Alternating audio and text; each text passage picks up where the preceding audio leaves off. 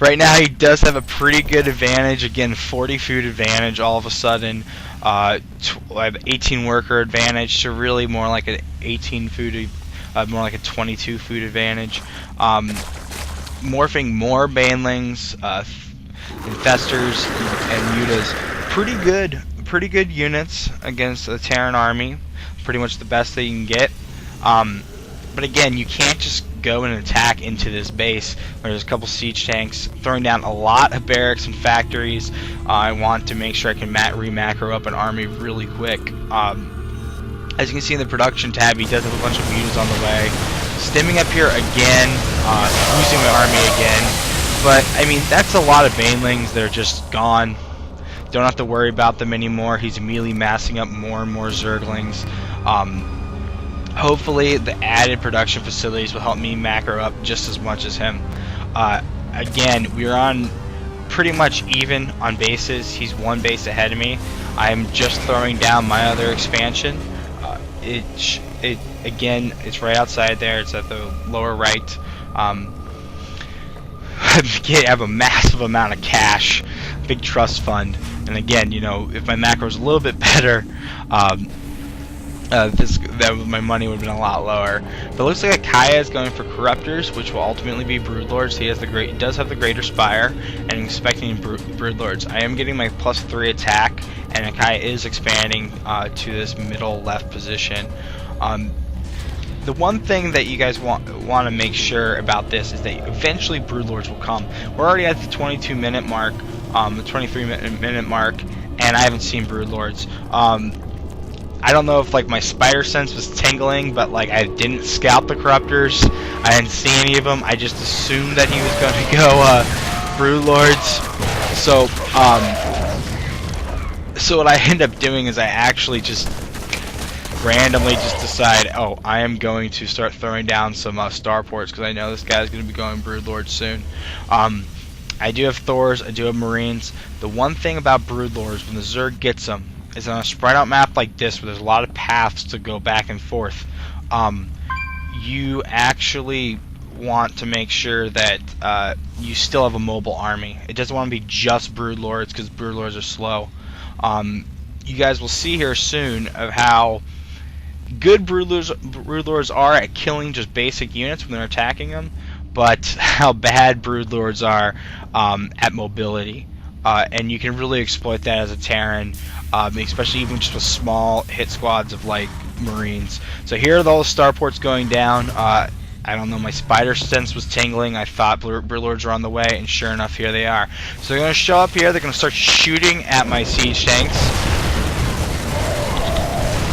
So I'm going to stem up these Marines and counterattack up into his base. Get a couple drone kills before Kaya decides he wants to react. Meanwhile, back at my expansion, I'm getting raped by these Broodlords. The Broodlords just show you how strong they are against ground armies, inspiring them. Kaya's going to counterattack my main. I just want you to notice that 182 is food. Attacking, see that I'm counterattacking, attacking my entire base here down in the expansion. And I just want you to show you how powerful Terran defense can be when there's narrow places for the Zerg to go. And you'll notice those Thors just absolutely decimates the Banelings and the Mutas. And meanwhile, back here at the middle base, just repairing that planetary fortress as it gets beat on by Broodlords. Broodlords only doing like hardly any damage to it. The planetary fortress is just killing the Broodlings as they spawn, basically. Already has over 100 kills. There are Vikings on the way. And at this point, I'm counterattacking up the left side, because the one thing about Broodlords is that they're slow. You have good defenses, and you have planetary fortresses watching in-depth counterattack, and you can freeze up the Terran army to actually move out. You can move up here, attack this expansion, kill it. Meanwhile, sending the Vikings over to the Broodlords to start killing those. He had morphed all his Corruptors into Broodlords and neglected to keep some Corruptors behind. Going back to mining, and so at this point of the game, it's still pretty even, but my army is a little bit more effective and mobile. He doesn't have that big ground army anymore because he lost it all attacking into my base. This part was a little bit of a blunder. I should have gone up to the other expansion, but instead I go for the gold. I managed to kind of stim up in here. That one was completely saturated, couldn't kill that. But I do kill the gold. And the floors, again, just shooting at the mutas, killing the mutas. Gold plus are getting up there in the money, just running out of production facilities, and islanding out of about 3 hatcheries. Whereas I can keep on macroing up this army. But again, the Broodlings are able to come and clean this up. The reason the Broodlings are able to come and clean this up is simply because they're right there. They're a very slow unit. They're able to come and clean this up because I attacked there. And that's good to know, just simply because this whole entire time, just go one point across to you guys, is that there's a lot of different lanes and multiple attack angles, so that when the Zerg does get these big slow units like the Broodlords, they're not going to be able to attack in multiple fronts like you are. So he does morph all of these Zerglings into Banelings, probably trying to go and like just one-shot my expansion. I do have all these guys queued up, and I'm counterattacking. Again, why? Just exploiting the slowness of the Zerg army, where they have a bunch of Broodlords. Very powerful, very expensive units, but they need to be in the right spot. Getting Vikings. Vikings should go down soon.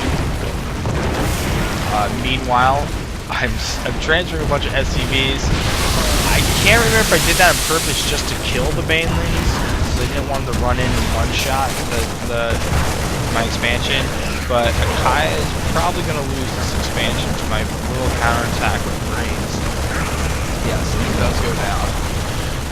So Akai is now down to 1 mineral patch on his natural expansion, and I am cleaning up these Broodlords. Just stim Marines, queue them up, and they take down the Broodlords really fast.